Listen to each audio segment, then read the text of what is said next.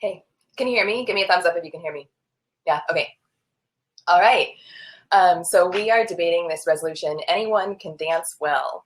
I'm going to be advancing two arguments here tonight. The first is that dancing well doesn't mean the same thing as dancing in a way that others find visually pleasing. It can mean dancing in a way that pleases only the standards of the dancer, him or herself. Second, even if we agree that dance well means to dance by other people's standards, like it's performative dance, I'll still prove that it's possible that anyone can learn to dance well. So first, what is dancing well? I think the argument can be made regarding dancing in a social sense, that the only person whose opinion counts towards this is that of the dancer.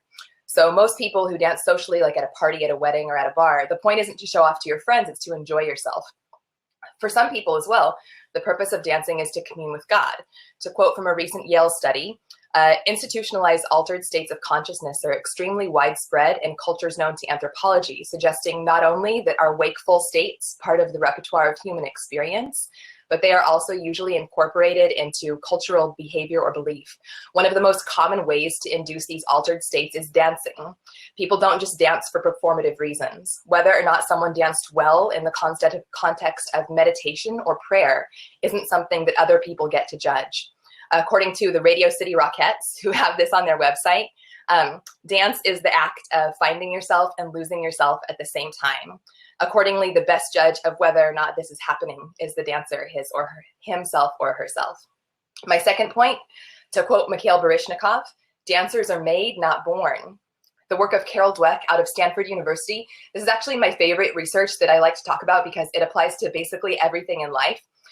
In several long and wide-ranging studies, psychologists taught some students study skills, how they could learn to be smart by describing the brain as a muscle that became stronger the more it was used. So a control group also learned study skills, but were not taught this expandable theory of intelligence. So in just 2 months, the students from the first group showed marked improvement in grades and study habits and math skills.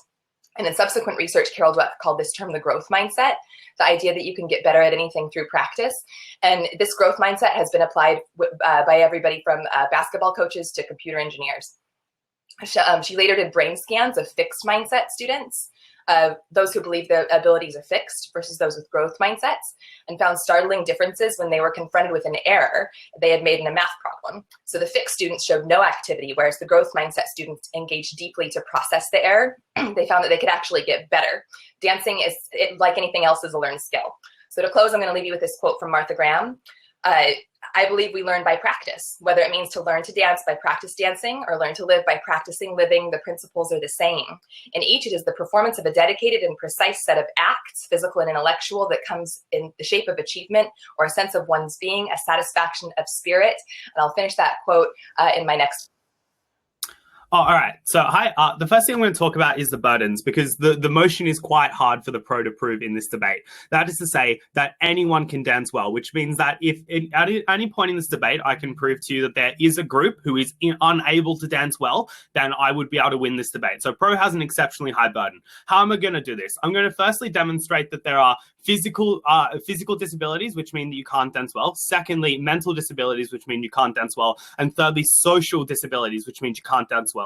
Before I get onto that, I just want to respond to some things that Pro said. The first thing that they identify is that it doesn't have to be aesthetically pleasing for others. That's completely untrue. If the definition or the criteria by which you judge the goodness of a dance is solely done by what you internally feel, then that term dance just means nothing, because anyone can be good at it. So there has to be an objective criteria. Secondly, on the circumstance in which this occurs in spiritual circumstances, that is only true for a very, very small minority of people. The people who are talking about and dancing in this debate do so in public settings, they do so in bars and in clubs, and they do so at those social events. The final thing she claims is to believe that a growth mindset is a good thing. I'm not disagreeing with that. I'm just saying it's not sufficient to get you to dance well. Firstly, on physically, obviously dancing necessitates movement, and there are people who simply can't move. Those are quadriplegics, those with motor neuron diseases, or people with locked-in syndrome. These are individuals who are physically unable to dance and therefore cannot dance well. Secondly, mentally, the claim from Pro is to say, well, people can be taught. There are actual mental disabilities, which means you can't recognize music. For example, auditory agnosia, which means that you can't remember or recognize patterns, or a musica, which means that you can't recognize pitch. And importantly, dancing is in response to music most of the time, which means that if you can't recognize music, you can't dance. And these are things that cannot be taught away. Finally, socially, most people, when they dance, do so in a social setting. They do so at bars and in clubs. And when doing so, it's an incredibly confronting and difficult experience if you're not if you are self-conscious or you're not confident in your ability. And people are just cripplingly uncomfortable with that. Some people get forced into the dance floor by their friends and they just kind of like bob up and down on the spot, but they're not enjoying themselves and they don't dance well, and they never will dance well. And the reason for that is they simply do not want to be doing that thing. And if you're an individual who doesn't enjoy dancing, if you don't like the sexualized or happy environment in which dancing likely requires you to do, you are not going to enjoy it and you will never dance well. Those are the three categories of people who cannot dance well ever, and that is the reason that you should already be voting con.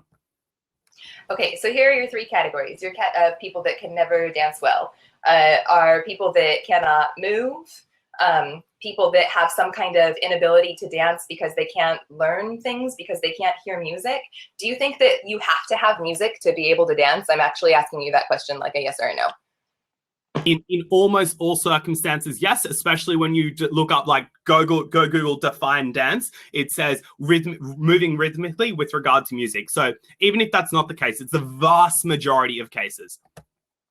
Okay, so with regards to the first point that I brought up about the study of I guess this is directly addressing your third category of people, where you try to say that the vast majority of people are trying to dance in a social setting.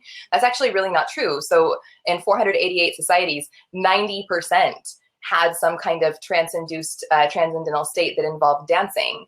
So the majority of people that have danced throughout history, the majority of people that dance for just whatever purposes, are not doing so at a bar. Little kids don't go to bars.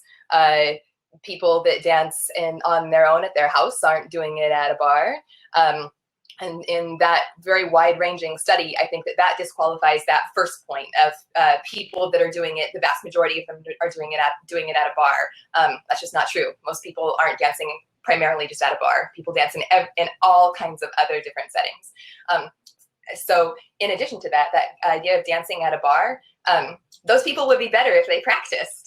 And the reason probably that they have some social anxiety over the dancing is because they haven't practiced. It's not something that they've done since they were a kid or a teenager, which of course, the first time you do anything, no matter what that thing is, you're going to suck at it, no matter what it is. So if you haven't danced, if you haven't practiced dancing, then that's maybe a problem that gets compounded because you feel like you're a bad dancer, so then you don't practice, so then you get worse, so then you don't practice more, right? So this other category that he mentioned is people that can't hear music. You don't have to have music in order to dance. Again, I'll take it back to those 488 societies. 90% had some kind of cultural trance behavior that involved dancing. So maybe they're playing the music. You also don't have to hear to be able to have rhythm. So you can actually feel rhythm, like you can tap like this, right? Like to make a rhythm, like you can feel a rhythm with your body. You don't have to just only hear it, right? So then the final category is people who are physically incapable of moving. And I feel like that's maybe the best grasp that he has, is people that are physically incapable of moving. But that doesn't mean that that person has to become Mikhail Baryshnikov. Whatever movement they can do would be their version of dancing well. I know that anyone does encompass kind of anyone. But I specifically want to limit this debate to people who are able to, I guess, move at least one part of their body. Like maybe you can move your eyes, your head, in any way that you can experience or show any kind of rhythm and participate in a physical movement, any physical movement. I still think that person can dance well. So I'm going to give it back to my opponent to show why we can't use the standard of the dancer communing with God, which I think is a totally... All right. One, the motion has an intentionally high burden. You chose this motion, don't run away from that burden. Secondly, even if that's not the case, you say that anyone who moves can be dancing. That's just moving. That's not dancing. There has to be an extra threshold that must be crossed before it goes from the domain of movement into dance, and then an additional threshold from dance into dancing well. So neither of those things you've demonstrated to prove. Your first response you make is to say, well, 90% of all cultures, a majority of people didn't dance in like clubs and stuff. No source provided for that. But even if you do provide the source, I don't care. The burden in this debate is that I have to prove at least one group of people who cannot dance. And most of the people, particularly in the West, that is the United States, that is Australia, Canada, places like that, do go out dancing in clubs. If your standard is that you have to convert to some religion which allows you to have a religious experience in order to dance well, that is not a way for you to win the debate, because you ought not have forced people to join a religion in order to meet that standard. I do not think you're winning this debate in any way in that argument, because remember, the burden is if I demonstrate at any point there is a group of individuals who cannot dance, you've lost this debate. Next thing you say, well, a lot of people, or my social argument is that a lot of people don't dance very well because they would get better if they practice. Maybe that's true for some people, but a lot of people just don't like the idea of dancing. I, for example, don't like watermelons, and no amount of practicing eating watermelons is going to make me like that thing. Exactly the same way, there are people who have different tastes and different preferences, and if someone's preference is to not enjoy dancing, that means that socially they will never, ever be good at dancing because they will never want to do it. And if they're forced to do it, they're going to intentionally do it bad. And thirdly, even if that's not the case, there are people who have severe social anxiety and angst that does not get taught away. If you have that very unfortunate mental illness that you cannot be in a situation with others, or you cannot be in a situation with a group of people, that is something that's pretty hard for you to do, and you're highly unlikely to dance. Remember, the majority of circumstances is people going to bars and dancing. The absolute minority of people is people dancing in like rituals and stuff. That is not an efficient argument there. Further, the final thing is to say, well, like, oh, moving counts as dancing. As I said before, this obviously doesn't count. Even if we would just remove people with like quadriplegics, right? Even if just like maybe just people in wheelchairs or people have moving difficulties, they're also not going to enjoy that dance because they're going to see everyone else around them dancing in a very fun and very fluid way, and they themselves are unable to mimic that, which means they're likely to feel left out, they're likely to suffer, and as a function of that, they're also not going to want to dance, and they're definitely not going to dance well. You not only have to demonstrate that everyone or anyone can dance, but they also have to meet the standard of dancing well, and it's something you have not attempted to do yet. Okay, so you made really a lot of generalizations there. Just because somebody has physical limitations means that they can't enjoy dancing, then why is there a wheelchair dance league? Why is there wheelchair dance swim? Which synchronized swimming, many would argue, is a form of dance, and both of those things exist. Maybe you've never gone dancing with somebody in a wheelchair, but people do actually enjoy themselves when they go dancing, even if they're in a wheelchair. And I don't think that you're really qualified to make that judgment. So I'll give you the source for the, and it's not just in religion, it's in some type of spiritual activity. So it's from Yale University, and I can post the link on the site. Across 488 societies, 90% had some kind of cultural behavioral belief that involved dancing. So here are some contexts in which you would dance that are not a bar or a club. Me dancing with my little children in the morning, dancing at a dance class, watching a dance video and dancing along with it at your house, dancing with your friends at your house, taking a kids dance class, an adult dance class at a junior college, a dance class for fitness, which plenty of people do that.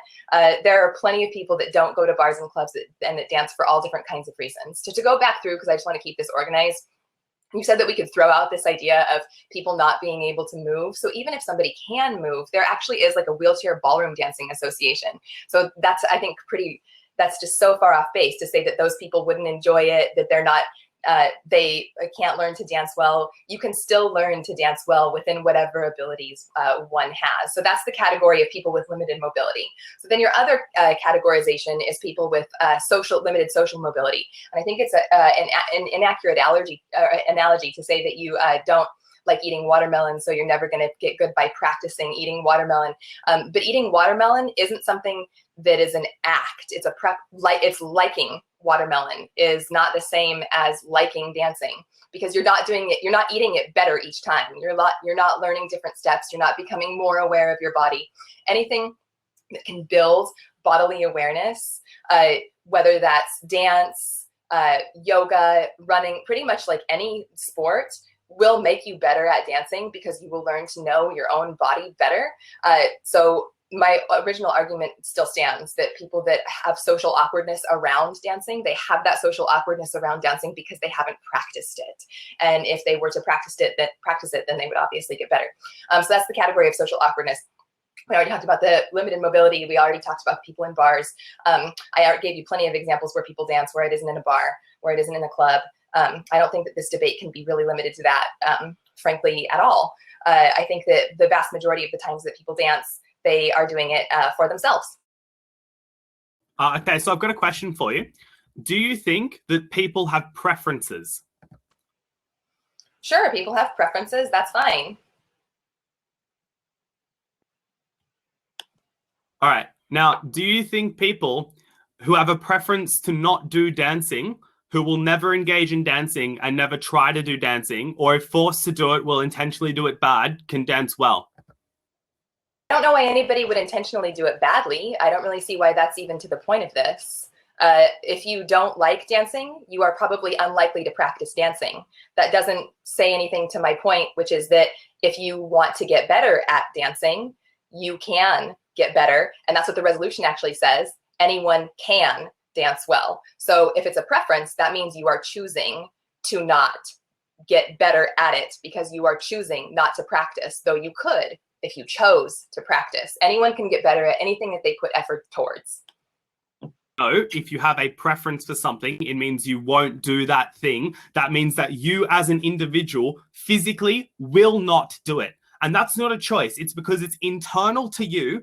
It's something that is a part of you that you will not do and cannot do better than. If I tell you right now, I have a preference against not enjoying dancing, I will not do it. You asked for an example of where people would not dance well if forced to do it or try to do it. I actually already gave one of those examples, which was when people in clubs are forced to dance in that scenario with their friends and they bob up and down on the spot. If you asked me to start dancing, I would do it badly, or I'd not put effort into it. Your criteria there was you can get better if you put effort into it. If you have a preference, you will not put effort into it, and thus you will not get better at it. And secondly, and for judges watching, this is the most important thing I'm going to say. In her previous speech, she just gives a list of examples of ways in which you could dance. All I have to do is point to one example in which an individual cannot learn to dance well. Importantly, she gives you examples like, why are there basketball leagues of people in wheelchairs, or dance leagues in wheelchairs?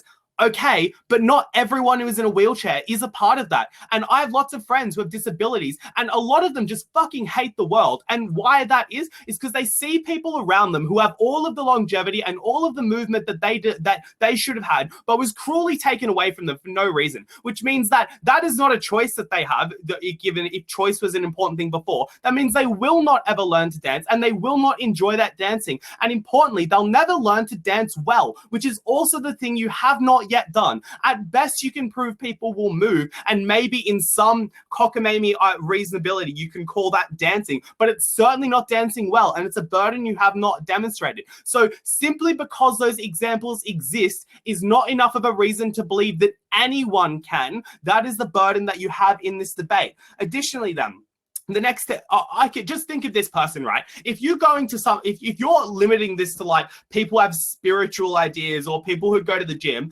imagine like a person who doesn't go to the gym, who is not spiritual and doesn't like dancing. That is the person who will never learn to dance well and therefore cannot learn to dance well. I've identified lots of categories of people who fit that definition. Could you please respond to the burden that you have in this topic that you chose? So you just said if a person can't go to the gym, isn't spiritual, doesn't want to take dance classes, then that person will not learn to dance well. I chose this resolution because it doesn't say anyone will dance well. It says anyone can dance well. So there's an element of dancing well that requires effort on behalf of the dancer to actually dance. So something that I personally have gotten a lot better at over time. I teach like SAT, ACT prep, and I specialize in the reading section, but I have taught the math. And learning that SAT math was actually really hard for me. You can't just opt out of like learning math in school. You have to either fail it or choose to study and get better. So the same is true of dancing. Maybe you can opt out of dancing because it's not like dancing is a graded subject in school at most schools. Probably most schools it's not. But Carol Dweck's research specifically was with math, and I think that that's directly analogous to this idea of dancing, is that anybody who chooses to put forth the effort can become a person who dances well. And so there's a requirement of the dancer to want to dance well. That's where the can comes in. It's not that anybody will, because you don't develop skills just by wanting them. You develop skills by putting forth the effort. And so I think that that's a huge piece that you're missing here, is you have to want to do it. You have to want to dance well. You have to put forth the effort. Also, again, there's this idea that dance doesn't necessarily have to be something that looks pleasing to other people. Dance isn't just looking good at a club. I gave you plenty of examples where people can dance just for themselves, just for their own personal enjoyment, for their own spiritual well-being, as I personally do, or for their own just moving around. And so maybe your end goal in that was feeling like you lost yourself for a little bit, feeling like you had fun, feeling like maybe you're a little bit out of breath, feeling like you moved yourself around. That can be dancing well, because dancing well doesn't only mean that you are a Radio City Rockette, right? So my opponent hasn't really presented any view at all to this, other than to basically just dismiss it out of hand and say, oh no, there has to be some other observer. But I've also provided ample evidence for that as well, that anybody that tries to dance well can develop better dancing skills than they started with. So wherever you start as a dancer, you can, as the resolution says, you can get better with practice, as you can get better at anything with practice.